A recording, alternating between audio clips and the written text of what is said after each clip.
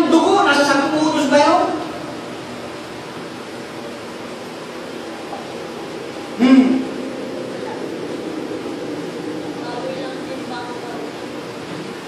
Ang alam niyo bang karumalduman, baboy lang? Eh, hindi nyo alam ang kautusan.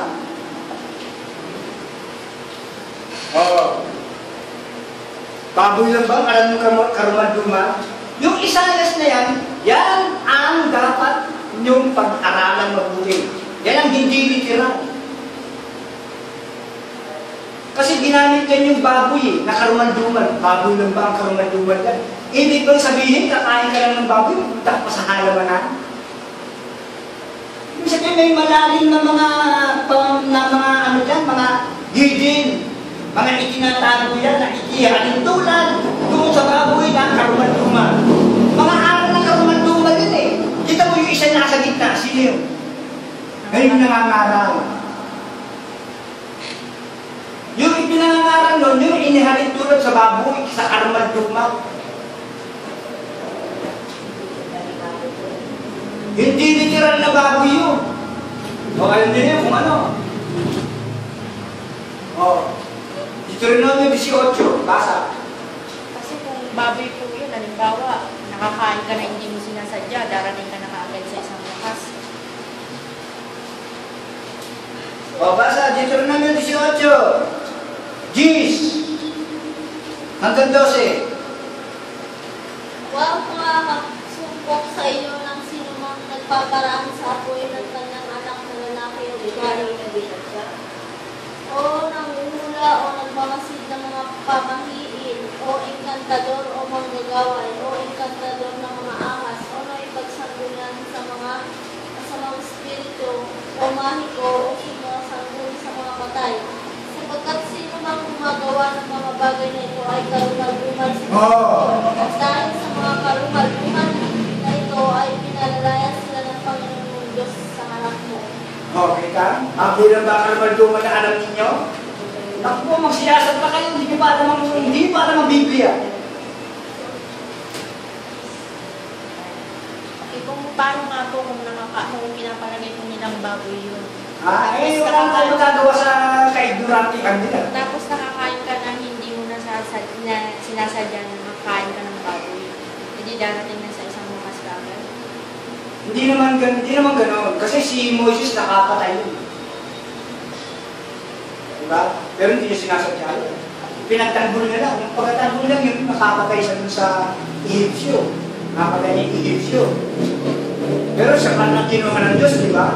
Na maging, nung hinatulan nila si Moses ngayon, si Moses pa rin kinuha na tagapangulo doon sa mga Israel para mailabas sa Egypto. Kaya yung mga hindi sinasadya na yun, yan yung mga kasalanan ng mga hindi kamamatay. Eh, yung pinag-usapan ko kasi yung kumakain ng baboy. Yung kumakain ng baboy kasi, yung ito na, ipinagbawal sa Israel yan. Eh, sinadya mo pang kumain. Nagtago ko sa halamanan, ibig ko sabihin, gano'n. Kaya nga sumasangguni sa mga patay. Sa 65, tingnan nyo, sa Isayas.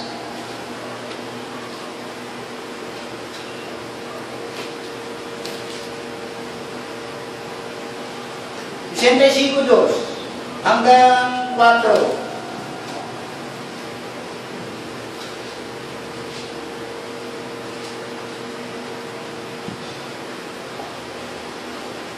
Aking iniunang ang aking mga kamay buong araw sa mapagmagsik na bayan na lumalakad sa daang hindi mabuti. Di ba? Meron daang hindi mabuti.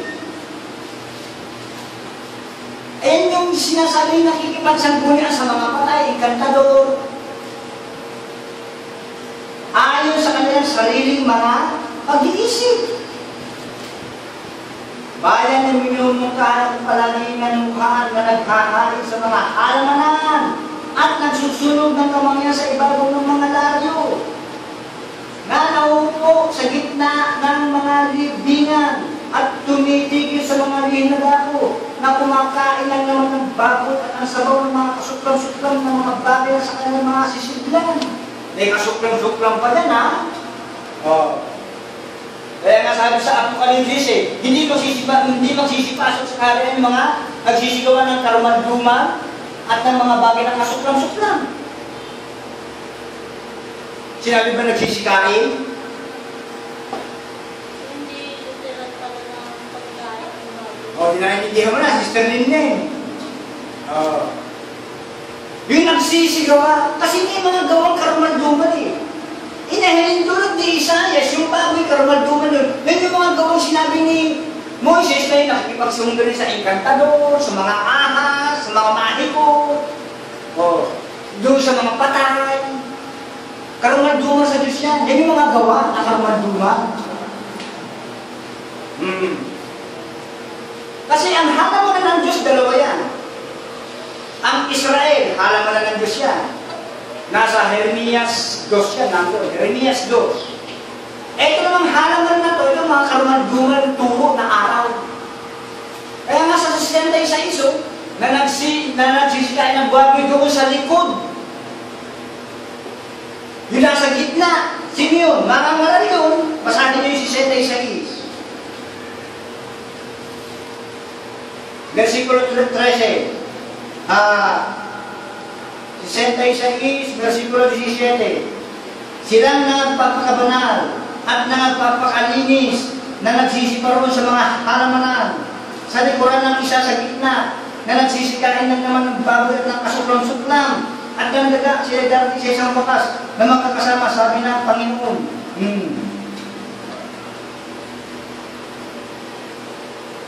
Sa nagsisiparoon sa mga halamanan.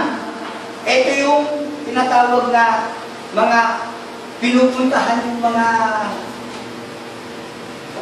gaya ng mga gatherings, no? Yung mga gatherings yun. Tapos, ano sinabi? Sa likuran ng isa sa gitna. Sino yung nasa gitna? Ito yung mga ngaral. Ano yung turo? Karumalduman sa Panginoon. Mga turong baboy, mga turong kasuklam-suklam. Yan. Tapos tinatanggap ng mga tinuturuan. Yan. Tapos tinatanggap ng mga tinuturuan. Kinakain ngayon yung araw na gaya ng baboy. Hindi nagsisikain ng baboy sa panahon na yun. Yung, ngayon sa panahon natin ngayon, kahit anong pihan na, kainin mo eh.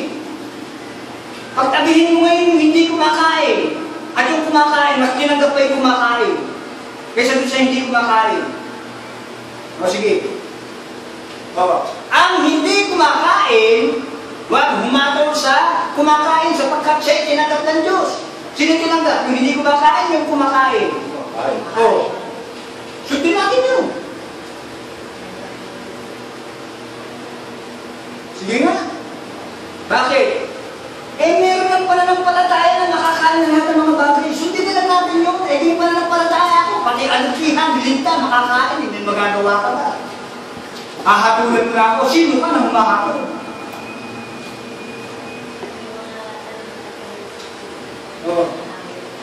Kahit ba kumakain ka ng bangaw eh. Uud.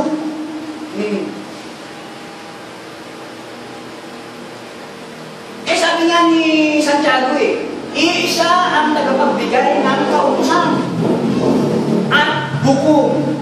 Dapat sino ka na humahatol sa iyong kapwa? Kasi may nagtanong nga daw po kung pwede daw bang kainin ng pato. Pato? Kung gusto mong kainin, di kainin mo. Kung yung pananampalataya mo, pwede mo makain eh. Di kainin mo. Kung marami siya, di marami sa iyo.